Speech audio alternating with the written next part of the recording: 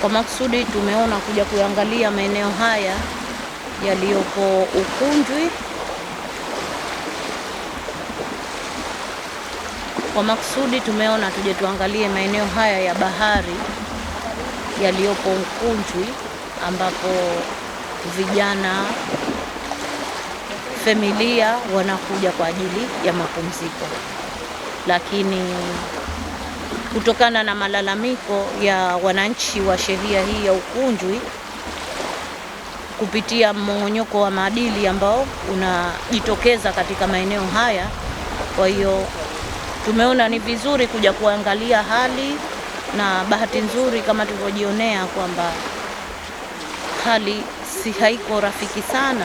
Kwa hiyo tunamtaka sheha wa shehia hii kuunda zile kamati za shehia, kamati ambazo zitaweza kusimamia maadili ya shehia yake, lakini pia matumizi ya bichi kama hivi, na kama wanavyosema wananchi wa hapa kwamba hutumika mpaka saa 3 za usiku, saa 4 za usiku, mchanganyiko wanawake, wanaume, jambo ambalo kwa kweli linakuwa halipendezi kwenye mila na desturi zetu. Kwa hiyo nimuombe sana sheha wa shehia hii aunde kamati ambayo haitomkandamiza mwananchi, lakini tutaweza kudhibiti mmong'onyoko wa maadili katika maeneo haya. Lakini chengine ni waambie wazee wa vijana wawe wanaangalia vijana wao wanakwenda wapi, hususan watoto wari, lakini pia wale watoto chini ya umri wa miaka 18. Kama tulivyoona mazingira sio rafiki sana, msitu ni mkubwa, lolote linaweza likatokea. Kwa hiyo ili kumlinda mtoto lazima uangalie mwenendo wa mtoto wako. Wewe usirizike tu mtoto akifika jioni anakuambia anatoka anakwenda wapi, kumbe anakuja maeneo kama haya. Kwa hiyo zitaundwa zile kamati za kusimamia maadili katika maeneo haya, na mimi niendelee kuambia tu wanaruhusika kuja huku saa 12 asubuhi mpaka 12 jioni, tena wakatoka wakarudi zao majumbani, kwa sababu kupumzika ni haki ya kila mwananchi. Binafsi kwa uzuri wa fukwe ambao ipo hapa, basi niendelee kuambia waitumie vizuri, tusitumie kusababisha mambo mengine ambayo yanakwenda kinyume na maadili yetu. Haya, sheha wa shehia ya Ukunjwi, nashukuru matembezi haya aliokuwa Mheshimiwa Mkuu wa Mkoa na Mheshimiwa Katibu Tawala wa wilaya ndogo Jana na wilaya ya Wete kuja kuona mazingira ambayo kuwa wananchi wa hii shehia wayalalamikia, kwa vile wanakuja watu waliokuwa wanafanya mambo kinyume na utaratibu. Mimi kwanza naunga mkono kutakikana kuwa niunde kamati, na naahidi kama hiyo kamati nishaianza, bado kukutana tukajipangia utaratibu wa kazi. Na kwa vile sitaki niharibu, kwa sababu mazuri kashasema Mheshimiwa RC, nitakuwa pamoja na kamati yangu, tutakuwa tunaomba tu viongozi kupita sekta mbalimbali kutusaidia hili, kwa sababu lina uzito wake. Kwa jina naitwa Yusuf Zahoro Isa.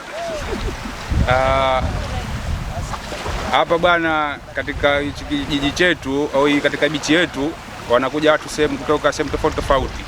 Kwa hiyo sasa wanakuja kutuharibia mazingira yetu na mandhari yetu, kwa sababu sisi tamaduni yetu hapa kijijini kwetu Ukunjwi tunazielewa, lakini sasa wanakuja watu kutoka sehemu tofauti tofauti kuja kutuharibia, wanakuja kufanya vitendo ambavyo havitakikani. Kwa hivyo tunasihi au tunawaomba watapokuja huku waje na nidhamu zao na heshima zao, kwa sababu leo tumeshukuru kwa kuja kwa mkuu wa mkoa na tumemuelezea matatizo yetu na katuelewa na akasema mambo atafanyia kazi.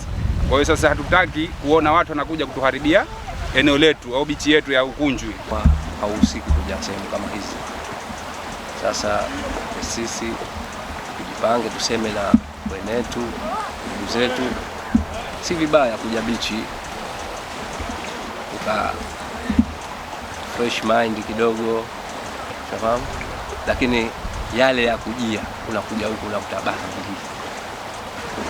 unakuja huku unatembea uchi, Sasa watu wengi wanakuja na familia zao, mama. Sasa si maadili yetu. Unakuja, una enjoy kidogo, baadaye unarudi kwa time. Sasa kiufupi ni hivyo tu. Tuweko makini jinsi ya ulezi. Shirikiana na serikali kuondoa haya, hasa hapa walio karibu na maeneo haya. Basi ache tu watu kuja kufanya kinyume na vile inavyotakiwa kutumia fukwe hizi. Labda wito wako kwa jamii unaambiaje? Jamii, wito wangu naambia waelekeze wenetu, jamii wote kupambana na haya machafuko yanayotokezea. Sababu kuna lalamiko wamekuja kwa wananchi wa kijiji kama kuna vitu ambavyo vinafanywa katika eneo hili. Sio ni watu ambao labda hajulikani wanatoka wapi. Labda kama labda wanaambiaje? Wakijiji hichi kwa sababu fukwe zinatakiwa zitumiwe, lakini zitumiwe kwa yale mambo maalum. Kwa sababu mtu pengine ni mgonjwa anakuja kutafuta mfano tiba, kuogelea au kutembea kwenye hizi bichi, lakini wasije kuharibu mazingira ya hapa.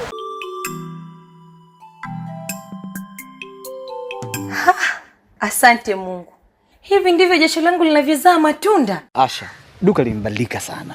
Limejaa, yani wewe acha tu. Lakini pesa zote za kumiliki duka lilojaa kama hivi umezitoa wapi? Kweli Asha, hemu tupe siri ya mafanikio, kwa sababu sisi tunakujua. Wewe na kilimo na wewe. Na mavuno yenyewe ndo hivyo hivyo. Hemu tupe siri ya kambi, shoga yangu. Rafiki zangu, hii ni faida ya kilimo mseto. Miaka 2 mlipoenda mjini, mimi nilianza kulima kilimo mseto. Kilimo mseto ndo nini na kinafanyikaje hadi ukafanikiwa hivi, shoga yangu? Kilimo mseto ni mfumo wa kilimo ambapo mkulima hupanda mazao zaidi ya moja katika shamba moja kwa wakati mmoja au kwa msimu mmoja, badala ya kulima zao moja pekee.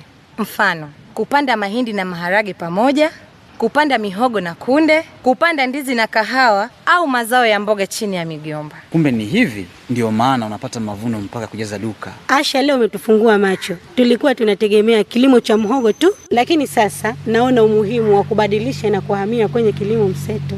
Ndiyo, wote kwa pamoja tulime kilimo mseto kwa mavuno endelevu, himilivu na yenye tija.